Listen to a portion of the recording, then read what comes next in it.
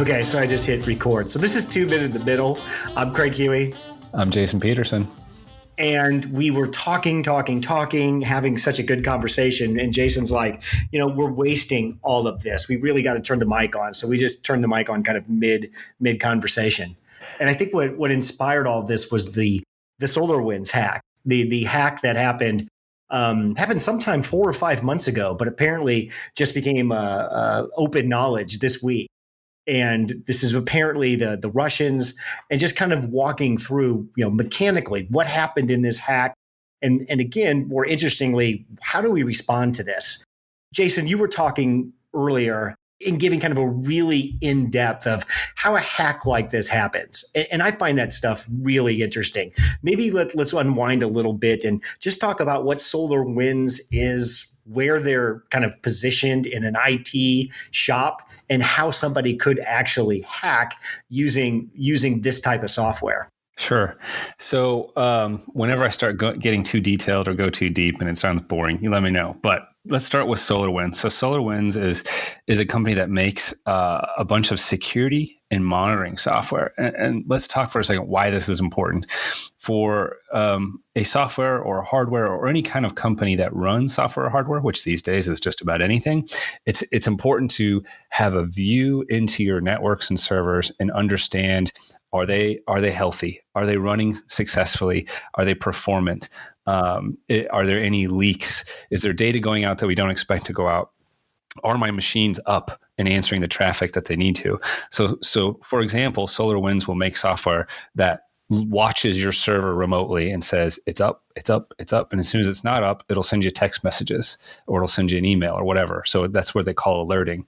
That's a really simplistic example, but it's a common one and a popular one for all sorts of consumer and upwards type of businesses. They also make really complex software that gets embedded in systems and inside networks and monitors things like our hard drives full? Is the bandwidth that's being used by your network card saturated?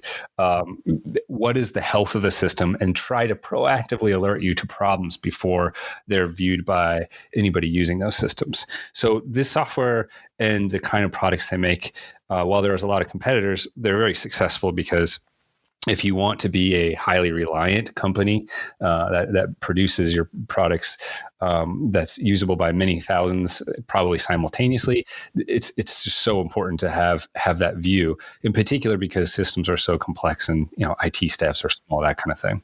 And if you're going to get any type of SAS 70 or SOX or any of those certifications that you have to do big government business, this is a requirement. That's this right. type of monitoring software. There is an element of box checking of, are you looking for data egress? Yes, check. Okay, good. Next thing. And if you're handling sensitive information on the consumer side, it might be credit cards or protected health information or something. But obviously, if you get into the government and you've got secret stuff, or you're in the defense industry, even more important. So SolarWinds is one of many companies that provides this kind of monitoring software, and the entire technology industry is dependent on solutions like this.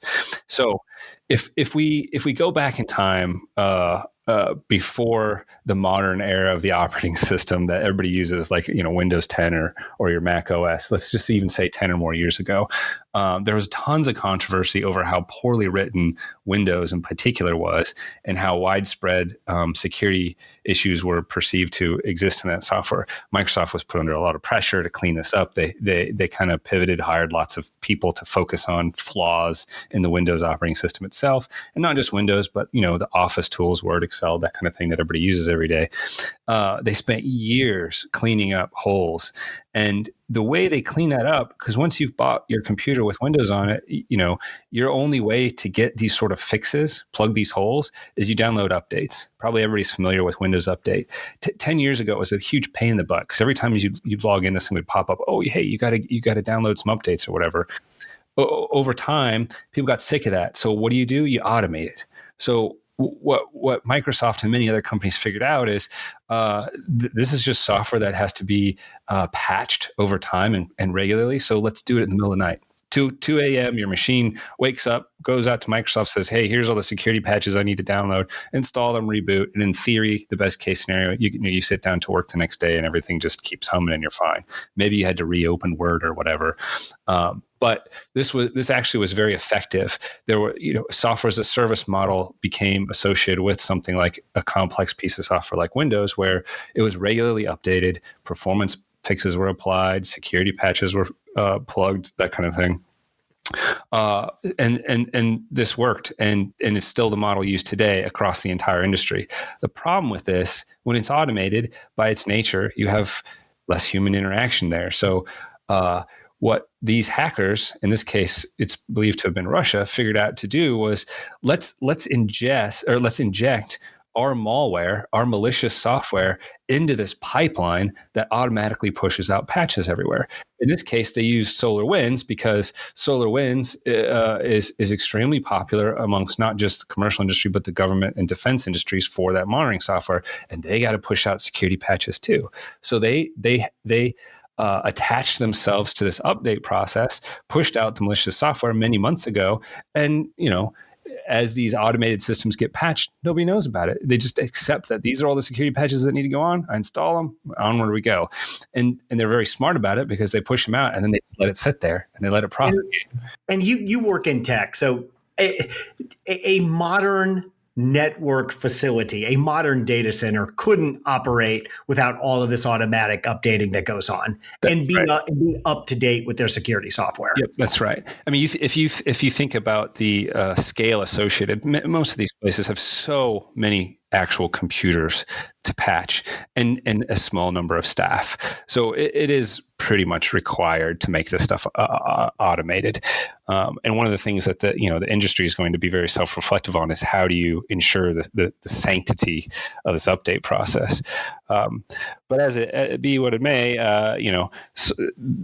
they took advantage of this process, spread it out all over, and for many months, this malicious software spread around from machine to machine, server to server. And then what happened with it? We don't know. We've discovered it went everywhere, but we're not really sure what it's done. Yeah. It's scary how it penetrated so many different environments and so many different sectors of the economy. But to our knowledge, to the broader industry's knowledge, at least, we don't know what it did. Did it steal credentials? Did it steal data? Was it waiting for some rainy day to go continue the attack into something deeper? It's almost scary not knowing what it did and knowing how far it spread, because now we can't take action to fix it. So in some hacks, I'm thinking back to when the Democrats got hacked in 2016-ish, 2015. That was done by phishing, where emails were sent out with a link. You click the link, it installed some software, and then started doing its thing. I think all of us as consumers, at least we kind of understand how that happened. Somebody clicked on something they weren't supposed to do. Talk a little bit about how does this injection process happen of this code? What always fascinates me about this is, this is a company that is selling security software to the government and big firms. They've got to be on top of what they're doing just to establish their brand and be a player in this space. So how would a hacking group inject their code into these updates? Sure. Well, it is complicated, but there is a process with which the end software is expected to trust the source that's sending it a patch. The industry wasn't completely flat-footed here, right? There's this a chain of trust created by what effectively certificates along the way. The SolarWinds software that's running on an actual server phones home and says, "Hey, I need my updates," and there's a kind of a negotiation there that says, "Hey, I'm SolarWinds. Are you SolarWinds? Yes. Let's exchange some secret keys to make sure everything's clean. Yep. Okay, good. Send me your update. I'm going to go install your update."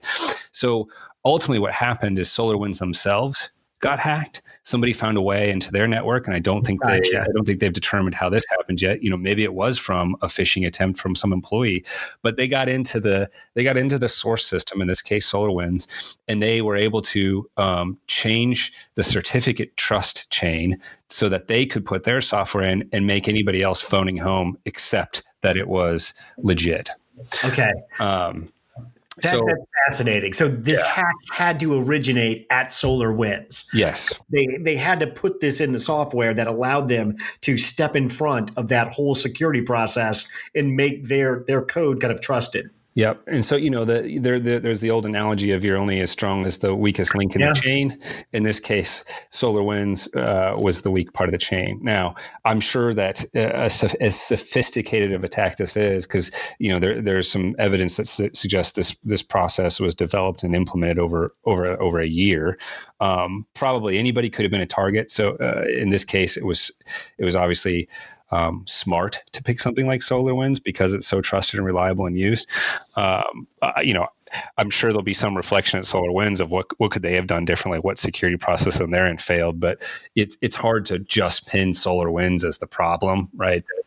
Overall, I'm sure that they had all of their remote assessments and they had all their boxes checked, and these guys, as many others, are in the forefront of the industry. But it does show you software by its nature is weak. It's built by humans who have flaws, and they introduce flaws, unpurposefully into the software. And so that lends itself to being taken advantage of. You get somebody really smart, like this hacking group for Russia, they're going to find a way in. And therefore, one defense is early detection, which is why this didn't work in this case, right? Many, many months later, this had been sitting there. And I guess you're right. If SolarWinds, who is sitting in the security space, can get hacked to this level, when you just said it, they had their boxes checked. Yep. They have to. The big entities they deal with put them through a purchasing process that would make sure their data centers and their operations comply to all of these different security measures. If they can get hacked, there really is no piece of software that's 100% safe. No, and software is not perfect. Anybody like us who's worked in the software industry, it's riddled with bugs and problems, and you spend 30% of your development cycle time fixing those.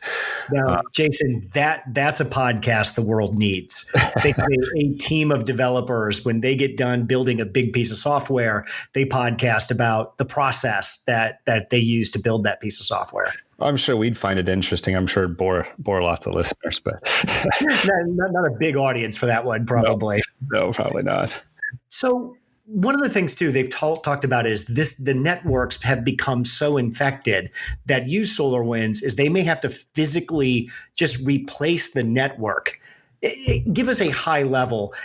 Does that mean that like the routers, the switches, all of the equipment, the servers within the data center, that they would have to just pull those out and just physically replace the network, the networking hardware? Yeah, I'm personally a little more skeptical on that. I think it's mostly fear-based in the sense of you don't know which one has which piece of hardware is cleaned or uninfected, so you don't trust it. And therefore, if you're in a really sensitive industry, it's probably cheaper for you to toss it out than figure out, is there some problem in the firmware on the actual board or a chip that's on there, or did the latest patch that come fix things? But in theory, yes, if SolarWinds makes a bunch of different products, but if you installed an infected piece of software on a server, you would hope that in the worst case scenario, you're completely wiping that server and starting over, rebuilding it, like from a software perspective.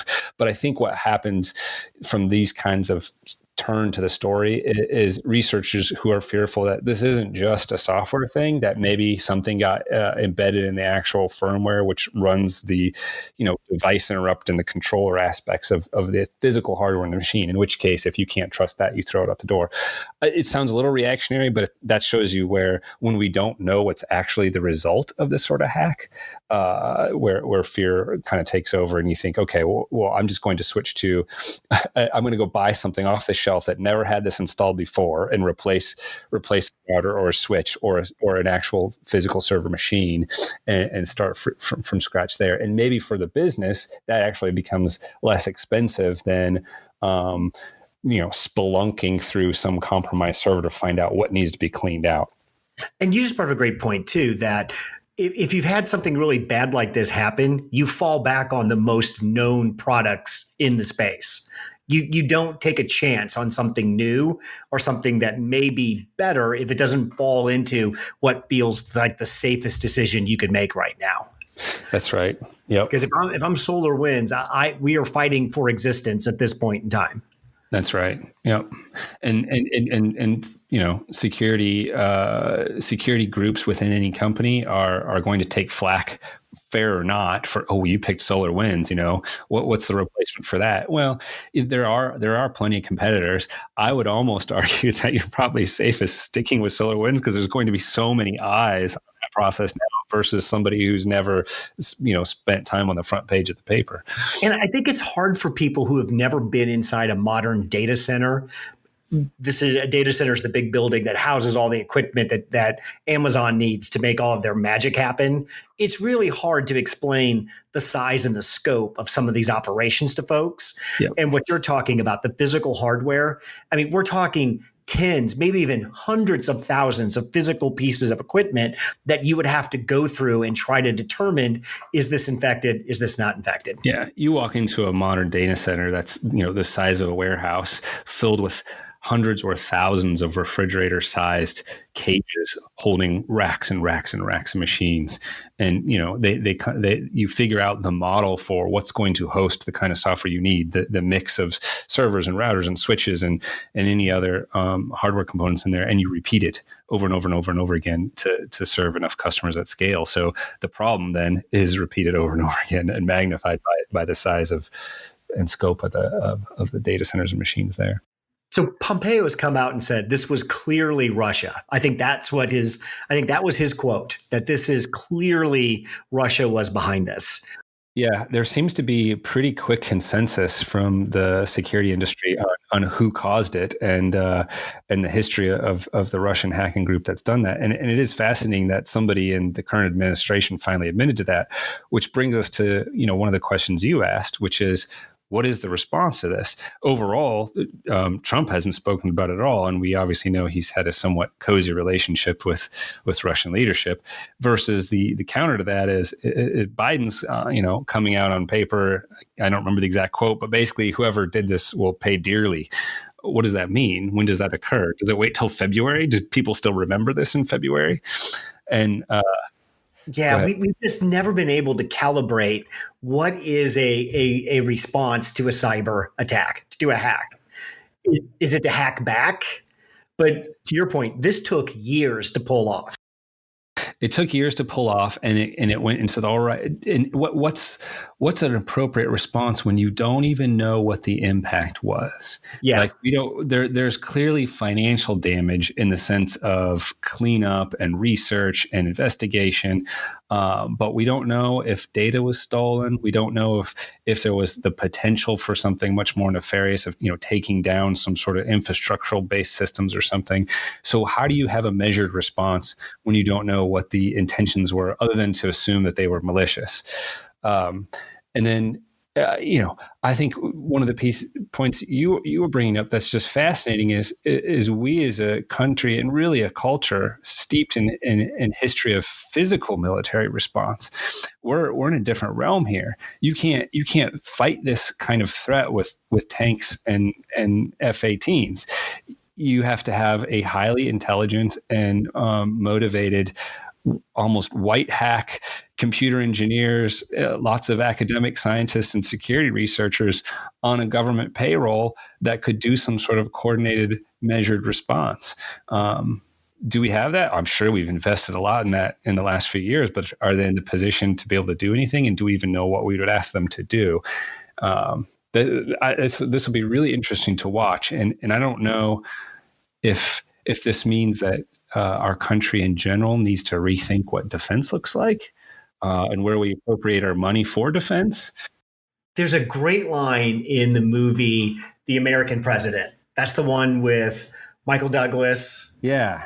It's kind of a romance, but it's sort of interesting from a political side too. It's kind of a romance. There's a scene where they're attacking Libya because Libya attacked us, and I think he asked his chief of staff, "Is it proportion?" He's asking him about their response. They're going to bomb. We're going to bomb one of their facilities because they bombed one of ours. And he basically asked him, "Is number one, is it proportional? Is our response in proportion to what happened? And then second is it defensible? can I go out as the president of the United States and defend this action? I think when it's the form of a physical attack, that's pretty easy maybe to answer those two questions. Hey, what we're doing is way out of proportion to what the attack was. We need to rethink this.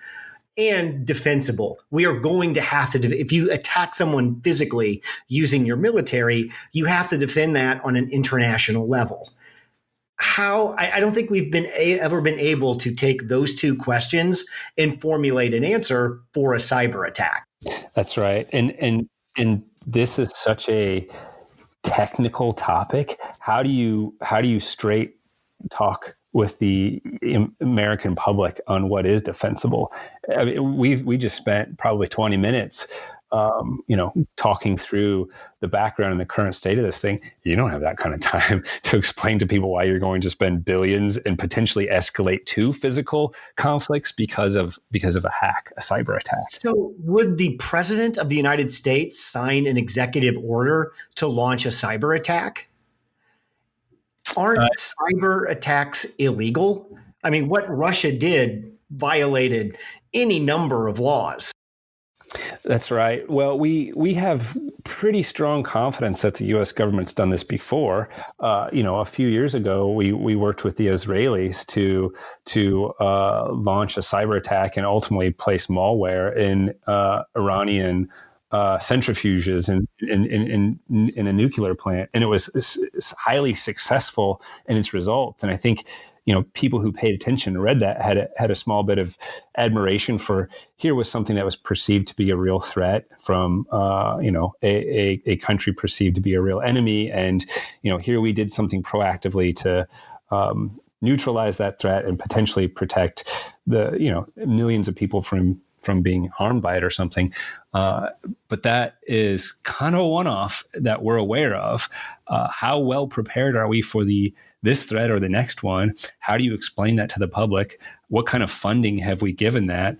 And to your point, is this a case where Congress has to declare war before something happens, or is it just a pen and paper and everything out of necessity is done very secretively and we find out after the fact? Can we just declare cyber war? Yeah. We don't want to bomb anything. We just want to mess with your network. And what is that? How do you measure success of that? When do you say, okay, the cyber war is done now? We're going to turn off all of our bots and our attacks and sit and idly watch and wait, see what happens next. What leads to escalation? That's interesting because I think if you would ask Russia right now, they would tell you, even if we got no information, this has been their biggest success yet. The attack itself is the point. There may be no further point than that. Just that ability to show you all of these networks are vulnerable. We can own you. Yes. If we choose to, we can walk through and see what you're doing.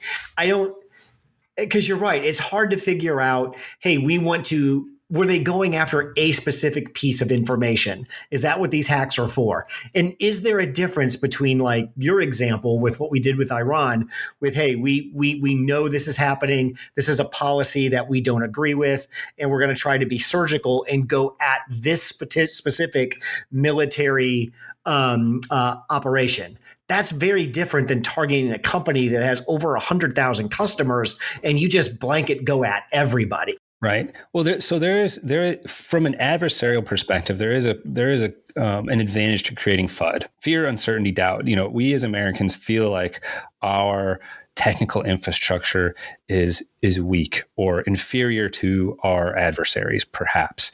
But if you look at the pattern here, whether it was the DNC hack or the influence on Facebook advertising and social groups to influence elections, I mean, here you have another nation state trying to influence the sovereignty and will of the people of our country. And that's extremely dangerous. That is a threat. That's a clear and present danger to the democracy and the culture that we have as we know it.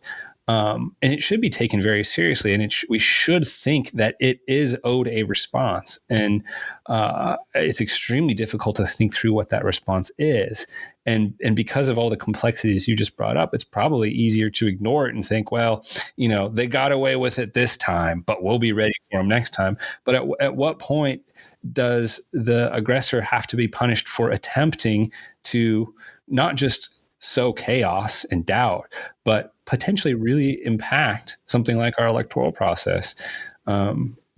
If they were as successful as they were this time, what's to say it's not far worse next time? Or what's to say there isn't something else going on right now that we're just unaware of?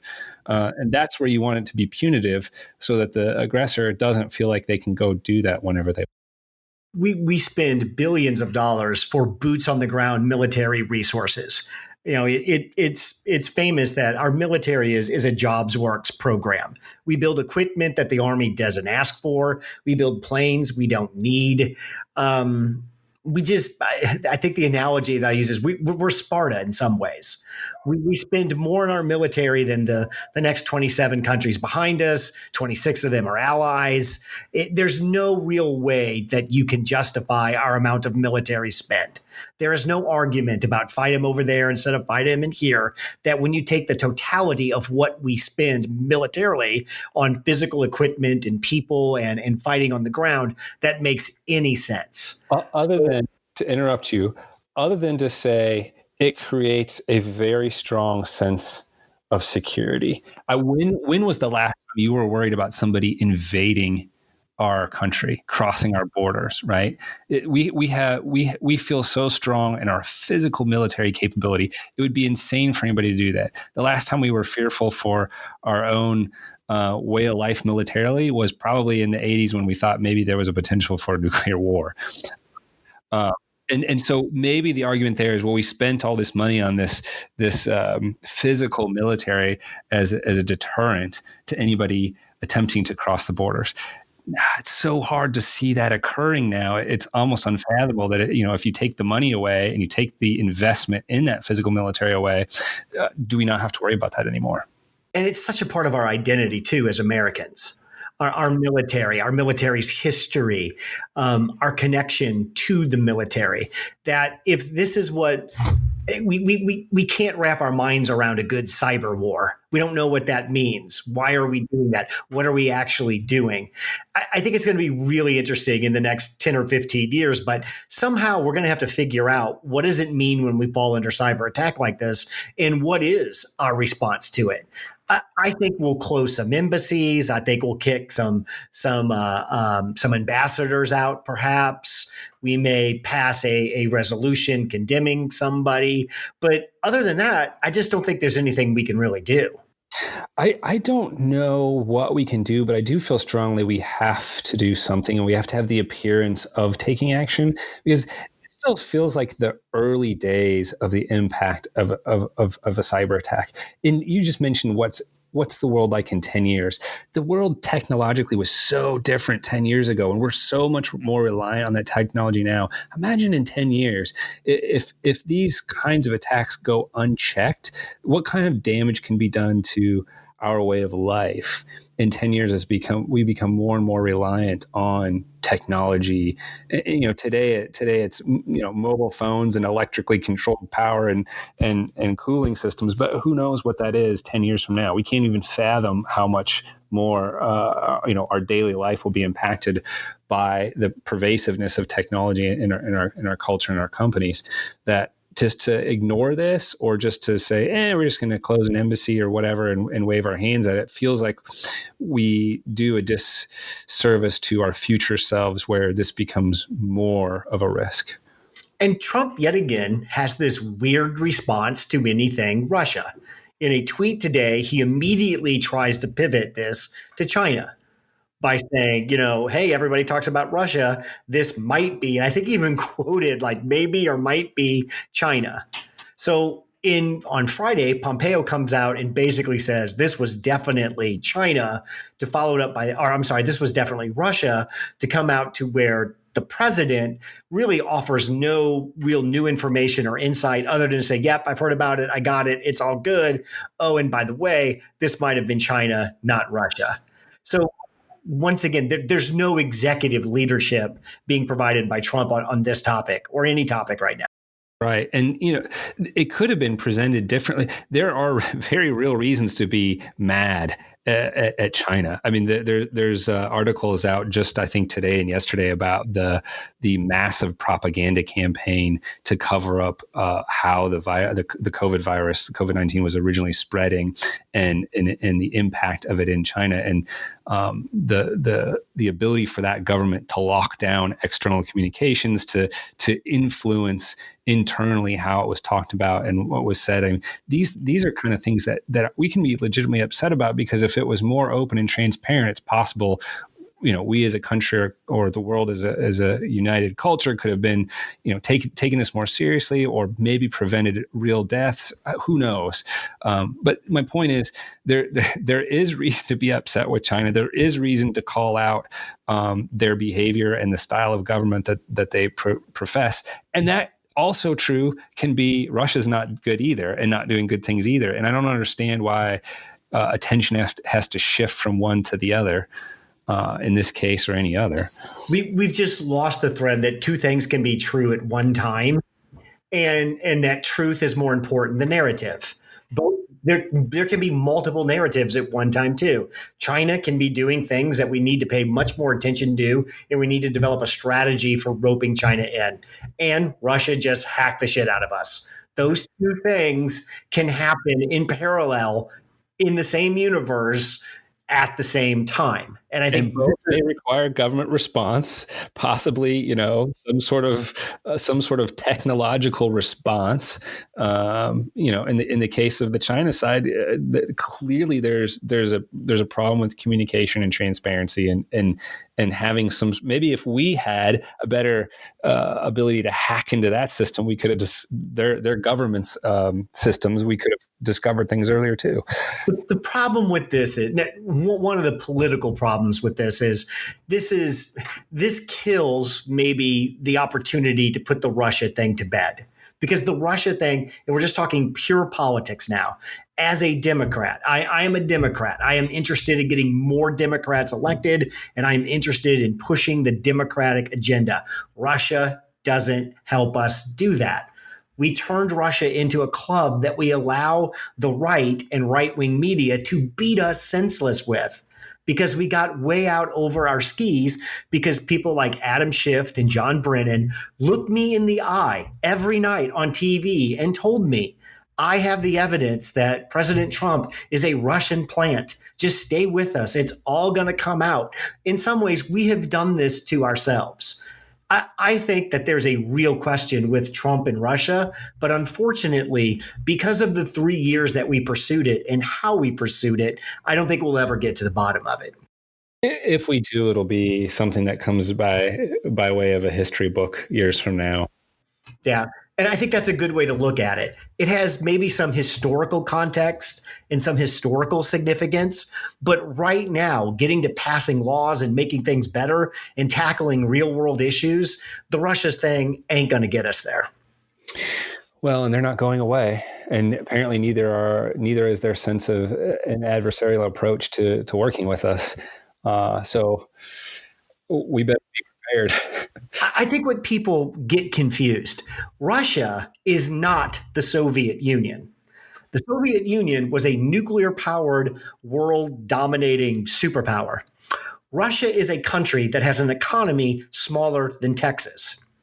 So again, Russia has played their hand the last 5 years beautifully. I forget who said it, but he's like, no one country has gotten more with spending less than Russia has in the last 4 or 5 years. Everything they've been looking for, the basic distrust of a democratic process, they've gotten that in spades. And this hack is just one more thing that, yes, I'm sure they got some important information out of it, but just one more kind of piece on that pile of what can you really trust? Well, the 80s taught us about mutually assured destruction. And so there was this component of, we're not going to mess with Russia because then they'll mess with us and it's going to end terribly. since then, we've seen how they can almost operate with impunity. I mean, how many years ago was it? Because it's not been that many where they effectively walked right into the Ukraine and took over the government, and we just sat there and watched. 2014, Okay, yeah, something like that. Yeah, six, yeah. 7 We years. basically did nothing. Yeah, and I don't know what it's like there right now, but we don't talk about that anymore. And if they wanted to go to another former Soviet Union satellite country and do the same thing, our approach going to be any different this time? I wouldn't think so. I mean, the American people, we have no stomach right now, I don't think, to get involved in any type of military conflict. And I think China and Russia know that. I think China and Russia know exactly what we are right now. And that we're a big family that's in the middle of a big, gigantic fight. Yeah. And the more they can just poke, prod, push, cause problems, the more they're going to do it. I think the Russia and China problems get better when we get better, and that's a long way coming. So, Craig, for the first minute related to this, and then this probably pivots to another topic we touched on. What is a couple weeks ago we talked about the two realities. What is the other reality saying about this Russian story and this hack? You've spent some time with Fox News and perhaps other related materials. What do we learn from that? This is weird because if you're Fox News right now, you're straddling a really thin line. You are excuse me, you're being out crazied by One America News Network and Newsmax. And they are making a strategic play for the conspiratorial loon bags in your audience. And if you're Fox, you realize that's a lot of people. That may make up 50 to 60% of that audience. Wow. So you've got to be very careful here, because while this fits into the conspiracy stuff that they kind of crave and jump on, this is also about Russia, and this is also going to bring up Trump. And then you've got Trump's weird response. So this opens up another rabbit hole that so far Fox has not really wanted to run down, because they don't know how it's going to end. Is this just going to go away in a week and just becomes part of the conversation, but there's no real action taken? Or does Trump in the waning days of a presidency do something maybe that's proportionate, or maybe even not proportionate? So on things like on questions like this, anything that deals with where there's a Russia link and it could possibly do a Russia link to Trump, the conservative people, they're going to tread very lightly on this, and they're going to treat it more as a news story. Hey, we need to gather facts. We need to understand what's happening. And then as the facts come in, we'll tell you what happens. That sounds reasonable. MSNBC and CNN, this is an editorial story to them. This gives them the ability to editorialize if the country wasn't in this shape, if Trump wasn't the president, if Trump hadn't actually asked Russia to hack Hillary Clinton's emails during the 2016, this wouldn't have happened. So it's very difficult to find a spot on a complex, boring topic like this that you can go to that's just going to do what you just did, Jason. Hey, first, let me explain to you how this happened. Let me give you a sense of, how they actually executed this, and then we can talk about what that means once you have some foundation. So I guess to answer your question, Fox and the OANs and the Newsmaxes, they tread on these stories carefully because they know the Russian angle intersects with the base. And the other folks, the other news medias, this is just an editorial on why Trump's terrible and more evidence that Trump sucks. So we've politicized how we even view through a lens our adversaries. What would Reagan's response to this have been? Russia was like the de facto, or the Soviet Union was the de facto conservative enemy, 30 years ago. What's changed? Why did we get a free pass? I guess here's how.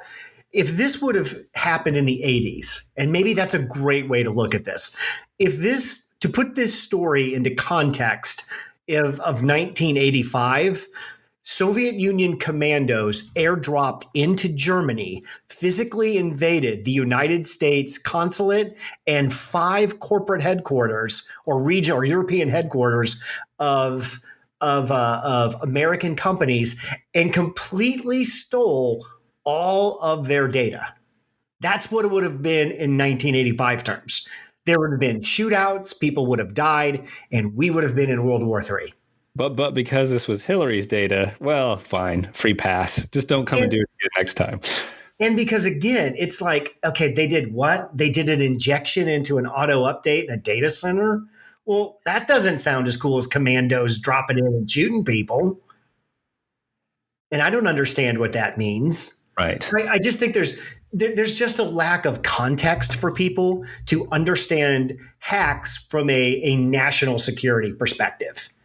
So I think that's where the real thing lies. How do you shift this in people's mind from what might be mischievous and just might be just kind of farting around on one end or kind of escalated to an illegal corporate act? How do you make people see that and move that over to, no, this is a national security threat? So this to some people feels like, a couple of teenagers winning Bitcoin because they had some novel software release rather than an actual threat to the government and our information flow. And I think if you ask my dad, what information do you think they would get? He'd probably say I don't know, people's phone numbers and personnel records. And, I don't think people quite understand the amount of data that's digitized on these networks. Sure. Which at this point in time, the breadth of which this attack seems to have penetrated, they could have everything from schematics of the next missile plan to political plans for the Republican Party next year to how our electrical grid works to the weakest points of our water infrastructure. I mean, who knows, right? And that's just on the federal side. If you start looking at the commercialization side, they could do economic damage from the trade secrets that they would learn. So I think the lesson out of this is again, it doesn't matter how vigilant you are, things like this are going to happen. And I think we've got to come up with a strategy to mitigate some of this. More stuff is going online. Again, I don't even know what's left that's not in a data center now, but as more of this grows, this problem's only going to get worse. It feels like we've got to come up with some way to mitigate the damage of this once it's done. I agree, but I also think you touched on the communication side, which is if we accept that this kind of thing is going to happen, of course you want to have a strong defense and you want to prepare for that and you want to proactively prevent these from occurring. But when, not if, when they occur, you want to have some sort of strategy around how you respond, but you also have to have the ability to communicate to the populace on why they should care. So I don't know if we're collectively dumbing down or the topic's just that complicated or we just don't take it very seriously. But that seems like that's a big gulf to bridge too.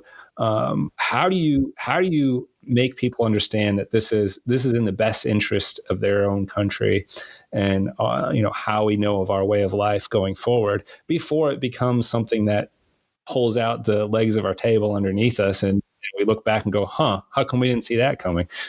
So we were talking before we turned the mic on that I've been running a social experiment with Fox News over the last couple of weeks where all I've done, my only news source is Fox News. It's playing on the background because everyone's working from home now. So it plays on the background 24/7 when I'm sitting in my makeshift office. I deleted all the other apps off my phone. The only alerts that I get are Fox's. The only news site that I visit is Fox. When I'm in the car, the only station I listen to is Fox News. Before you go further, I admire this sense of journalism you have here. I don't know how you could have the patience to just consume that 24/7, but I'm happy to learn from your experience and hear about it. Well, here's why I did this. So I would play a game with myself where I would turn on MSNBC when they changed programs. So, the morning show shuts down and Stephanie Rule comes on, or Stephanie Rule leaves and Nicole Wallace comes on. And I could name like the first 15 minutes of the show. You knew all of the topics they were going to talk about. You knew the narrative they were going to preach. So part of it's like, I'm really not gaining anything out of watching kind of my own team just tell me how awesome we are. Let me take a deep dive onto the other side. And that was kind of the genesis for this. But the first thing that kind of leaps out when you start consuming one channel. And I think I don't know if this is specific to Fox, but you really see it clearly with Fox is every 15 minutes is just a repeat of the last 15 minutes. And I know this sounds like some great startling revelation, but every show is a repeat of every other show. It's the same thing day after day, time after time, where they're just running the exact same stories. And how a story gets into that rotation is how it fits into the Fox narrative. Fox narrative is extremely easy to understand. Pro-America, pro-police, pro-military, anti-lockdown, anti-government, or kind of pro-grievance. So they take things that fit into that narrative and they snap them into these 15-minute blocks that they just keep replaying show after show after show. So, for example, we were talking, Jason, you haven't, swam Fox for 2 weeks. You're aware of the Hunter Biden story, I'm guessing, but you really haven't spent much time with it, would be my guess. Exactly. To me, it's a footnote in the information I've consumed. And while I appreciate that there is an investigation there, primarily so that people in power are held accountable, I want that investigation to proceed in some sort of, fair, neutral manner, and let me know the results in a couple paragraphs or a page or something. I don't need the blow by blow. I don't need to spend hours of my time in a week tracking this one. But I'm guessing you're about to tell me that that's not the case for this side. Jason, I can tell you are missing the seminal story of your generation. This is the story that the entire country needs to coalesce around. This is another example of those big tech social media goofs that you saw. That Jack guy that with the big long beard, and the other Mark guy that can't put anything on other than a T-shirt when he talks to Congress. That is these people's. They're controlling you and they're censoring this from you. And if you listen to Fox, you would understand that Hunter Biden is just the tip of the iceberg to the Biden corruption crime family that eventually will be exposed and topple the presidency. So, and you hear that story every 15 minutes. Wow. How does the blow by blow update of the Hunter Biden conspiracy and presumed cover up influence me on a daily basis? What is that doing to me in my life and my family and my job and my daily existence? Why is that a clear and present danger to my way of life that this needs to be covered every 15 minutes? So here's the best thing I can do to come up. Here's the best attempt I can make to explain that. Number one, we need to dirty up Biden so that the liberal media or the mainstream media is promoting Biden as this great person who believes in norms and is going to bring back, pride and normal behavior to the American presidency. So one of the narratives is we need to dirty him up so they can't make this great contrast between Biden, who's pure as the driven snow, and Trump, who was just corrupted everything he ever touched and everything he ever did. So I think that's one reason. Second is the grievance play. We spend all day telling you why you've been screwed. Now, here's just another example of this old rich guy getting money and using his son and telling his son to go out and strike these deals and use our name. It's just that whole kind of graft and corruption that permeates the system that Trump tapped into. There's the good old fashioned grievance play. Boy, if you had a dad like Joe Biden who had that much money and was VP, you could do this too, but you can't. And look how unfair it is that he's doing this for his kid. So there's some base narratives that are enforced by just going at the Hunter Biden story. So what's What's the action item that Fox News wants me to take with repeating this That's message a, over and that over? is a great question. Is Fox News doing this because journalistically they'd like to get to the bottom of the Hunter Biden story, which I'm assuming is family corruption and how Hunter Biden has used his name to gain business deals and money. Is the end game to show that Hunter Biden's a bad guy? Is the end game to show that Joe Biden is corrupt? I think that's the part of the Fox story with Hunter Biden I can't put my finger on because it hasn't really come into play yet. Right now, and I don't think that's necessary. Right now, again, it's the attack. It's more of the see look, this guy isn't as pure as he thinks he is. He's done the same corrupt shit that everybody does. And I bet you his kid, has used his name to do all this bad stuff. So I don't think there's an end goal in mind as there is of just causing outrage by telling you the story. It seems to be the theme with a lot of these stories. And the cynical part of me wonders: is this because this is ratings fodder? Is this a way to raise money? Does this bring people out to the polls? What's the big game strategy? Because my takeaway from this story, and really going back all the way to the relentless onslaught of negative news on Obama's birth certificate, for example, like these kind of examples come over and over and over again. Like it creates outrage on the right, and maybe it's kneeling at a football game or something. Every year or two, one of these things comes around, and I just wonder what's the end game of this? Is it just because this creates so much anger in me, I keep tuning in? Like that's it's sticky. And what's amazing, is they don't change the content, they just change the format in how it's delivered. Now, this isn't unique to Fox, but I think Fox does it better maybe than some of the other channels because you'll get first Fox and Friends will tell you all about why Hunter Biden sucks and this is illegal. And then it transforms into more of a news story during the next section.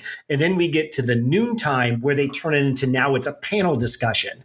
So they keep the story fresh throughout the day by simply just changing the format in which they discuss it. But they never discuss the end game, the goal, the outcome. The end game is the discussion. Well, and I don't want to be flippant, but okay, politician might be corrupt. News at 11. Ooh, never heard that before. Okay, yeah. I gotta go watch out for that now. Rich guy's kid makes money off his name. That's just called America. Yeah. And it's not to condone it, right? I mean, like when I started this piece of my response saying he should be held accountable, but I don't have to hear about it all day long. I don't care. There's so much stuff to track, so much stuff to pay attention to, so much news to consume in a day. Why this one? Well, and then once you get through that one, you get to the second story of the block, which has consistently been Congressman Swalwell. Now, I don't know exactly what Congressman Swalwell did. Apparently, he was introduced to a young woman. Who is this guy? Who's Congressman? You know more than I do here. Swalwell is the guy. So this is a great example. So if I asked you about Congressman Swalwell's issue with a Chinese spy, you would say you're not aware of that story. Who's Congressman Swalwell? That's what I'd say. Okay. Eric Swalwell is a congressman out of California, I believe. The story for the past 2 weeks has been somehow he got entangled with a young woman who turns out allegedly to be a Chinese spy. I don't know because again, that's the whole story. You don't need to know any more details from that. Swalwell possibly got tangled up into a sexual relationship with a woman who was actually associated with the Chinese Communist Party, then remained Facebook friends with her for like 3 years. Now, I don't know if that's the whole story. I don't know. I don't know many more details than that because we never get to more details than that. It might be because there's no more details to get to, or it might be because that's not really what's important. What's really important is here's yet another hypocritical Democratic congressmen who, for years, Eric Swalwell told you that he had personal knowledge of Trump and his misdealings with Russia, who actually has been in the pocket of a Chinese spy. What's the next logical question to ask? Well, to a reasonable person, be like, okay, when's the re-election campaign so I can boot his butt out of there? Because really, that's the only action I care about. But they're going to go on for 2 weeks. That is not the next question to ask to the Fox News viewer. The next logical question to ask is, who else is involved with Chinese spies? Okay. So now you have Kevin McCarthy, who is the leader of the Republicans in Congress. He is trying to put some sort of commission together or pressure to get him kicked off the Intel committee. And this is yet just another story about how clueless the Democrats are when it comes to anything on foreign policy, how they all suck up to China, that Joe Biden is the leader of this and has been the leader of this for his 47 years in the Senate. And we will all be speaking Chinese in the next 10 years. Wow, that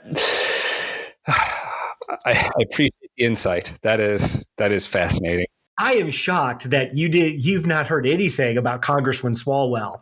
I mean, I feel like I'm pretty well read. I missed that one. I'm sure there's a couple of listeners groaning right now, but no, I wasn't tracking that one. I don't think that's your fault. I think this is a marginal story that, once again, Fox is trying to use to promote a narrative. And I'm not saying CNN and MSNBC doesn't do the exact same thing. This is more about just an overview of what the Fox narrative is and how they put their news broadcast together. And again, the guy should be held accountable. Probably shouldn't stay in office. Should probably learn how he was so compromised by a Chinese spy that it doesn't happen again. But I don't need to spend hours and how much ink spilled on this topic when you can summarize it in 5 minutes and I can go, okay, next time I go to the poll, need to get rid of that guy. Mental note. Okay, next. So you're saying if you were the producer of Fox News, if you were the king of Fox News, you would expect the Hunter Biden story to be somewhere in the middle of each broadcast. Oh, by the way, President's son still being investigated for stuff. As this story develops, we'll let you know. Yeah. I think that's where most Americans are. The third thing that you get on Fox News is you get a lot of Operation Warp Speed. You get a lot of pictures of people getting vaccinated. You get a lot of people who come on who have to give the first 5 minutes of the discussion is how historic this is, how nobody thought this would happen, how the media has been wrong about this, that this could be done this fast. And this really is something that all the credit of this goes to President Trump. And you know what? The scientific ability of our country and the corporations that were involved in producing this vaccine should be commended.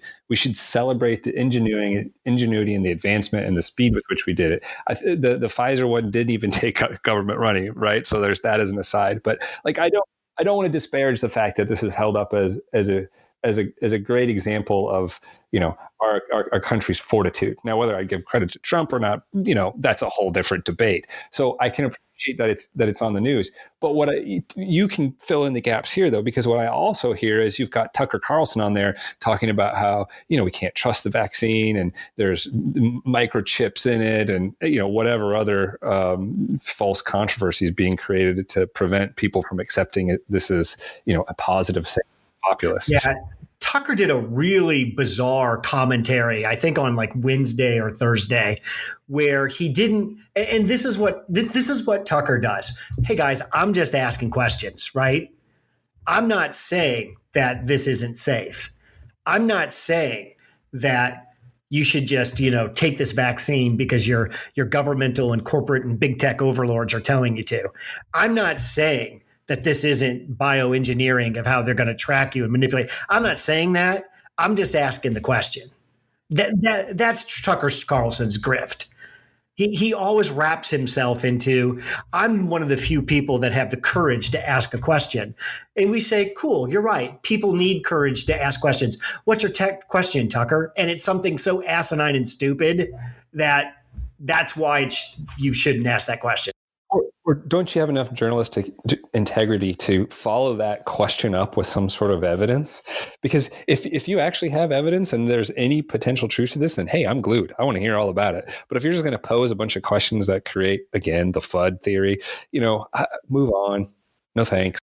Well, and again, maybe this falls into our last topic that the president of the United States is still actively trying to overturn the election. And I think what Fox News is following a little bit is the president's example. Hey, people aren't interested in getting to the truth or to facts. They simply want to reinforce their own bubble and their own thinking. Brandon had that phrase last week. This is the first time I'm going to steal it from him, of a self-imposed information bubble. Yeah. If you are watching Fox News, you really don't, and I'll expand this out. If you're watching mainstream media all day long, I think it doesn't take long to realize they're just feeding me a narrative to try to keep me sitting here watching this, way more than trying to actually understand or get to the bottom of most of these topics. Craig, I think you just found the first solid ground where Republicans and Democrats can meet in the middle on, and that is the siloed nature of our knowledge that comes from media and how the media has changed over time and how we can't trust it. Now, the Republicans probably can't trust, the New York Times and whatever else is perceived to be left-leaning journalism, and the Democrats can't trust Fox News. So if we all agree that there's something fundamentally wrong with how we consume information in this country, can we talk about how to fix that? And I'm not saying I got any solutions, but we should be talking about it. I think that's one of the big problems we need to figure out how to solve. It's just what's the first step? I mean, I was watching MSNBC today, and actually it felt kind of uncomfortable. I'm like, I know the formula now for Fox. I've bought in. I understand what they're trying to do. I'm accepting of, okay, so we used to work at a company together and we would sell something, right? And then you would have to make what we sold, let's say. And a lot of times you're like, how could you say that in a sales cycle? There's a part in the sales cycle every time where the person you're selling, they get in on the joke, where they know what you're saying isn't 100% true, but they've also made the determination they want your product and it doesn't matter. And you make them feel good through that then? Absolutely. And they give you permission to stretch a little. And then they back you up the first time you stretch, and that gives you permission to do a little bit more. I think that's what we're seeing in the mainstream media. Trump has given everybody permission to stretch it out just a little bit more. Let's see how much the American people can take when they're not getting told the truth until there's a reaction. And we haven't found that bottom yet. So let's just keep pushing and see what happens. Dangerous. That's dangerous. It's easy. It doesn't require a whole lot. Yeah. The last two things I would end with is Trump went on a little bit of a Twitter storm this morning, which I always enjoy. And he basically said, hey, folks, January 6th, the day Congress votes to accept the results of the election, big wild party at the Capitol. I don't have the tweet in front of me, but he basically said he expects to have a massive protest on the 6th in D.C., and his quote is, I expect it to be wild. Jeez. I thought you were going to go the direction of, after the last few weeks of us speculating how this thing ends and where the off ramp is, and how we land this election gracefully, we finally got a Republican with some spine to say something, and of all surprises, it was McConnell. But it's quickly turned into Trump manipulating the message again. Well, Great. We're moving in the opposite direction. Tommy Tuberville, the incoming freshman senator from Alabama, who's the old Auburn coach, who also has no interest in being a senator. He didn't debate Doug Jones. He really didn't campaign because he knew just being a Republican pro-Trump and anti-socialist in the Deep South is enough to win. He's already stepped up and said, hell yeah, on the 6th, I'll sign off on that objection. I'll second the guy in the House. I'll force it all to a vote. Now, his career is over as a senator, because is your first act as a Senate, you cross Mitch McConnell, you're pretty much done at that point. But But what I'm saying is we're not out of this yet. We can expect more hilarity out of Trump in the next 20 some odd days. We're not done with this by a long. So what does this look like? A million man march on DC to express anger with the election? I mean, if the Senate doesn't do anything, that doesn't change the outcome, right? Here's my conspiracy theory. So there was no need for Barr to resign. He's going to be gone on the 21st anyway. My conspiracy theory is that Barr resigned when Trump ordered him to name a special counsel for election corruption. And the rumor is that counsel was Sidney Powell, that batshit crazy lady who's been pushing all these Dominion theories. What I think happened is Trump told Barr, I want her or someone like her, like Rudy or Linwood or somebody from that crazy vein, named as a special counsel to investigate the 2020 election corruption. And I think Barr told him, that's a bridge too far for me. I can't do that. And they decided to part ways there. So I expect two things to happen. One, I do expect some sort of million man MAGA stop the steal march again in DC on the 6th. And that's going to be the shit show that everybody thinks it's going to be. I also expect Mo Brooks and Tommy Tuberville to force the Senate and Congress to do a vote to accept the results of the election. And I do think on Trump's way out the door, he's going to take someone like Sidney Powell and appoint her as special counsel to investigate election results, because he's going to make Biden fire that person as one of his first acts. And he's going to turn around and say, and everything I've told you, there it is. He just fired the person who is going to lead us to the truth. He cements the cover up and fuel for the fire on the right. He cements it right there. And then it's in the ether forever at that point. Oof. I don't like the sounds of that. And I'm guessing we'll get to watch this one play out and talk about it some more in the future. Yeah.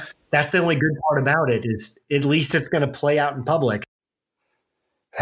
Well, thanks for the insight on that. I didn't know what to project there, and now I know what to be afraid of.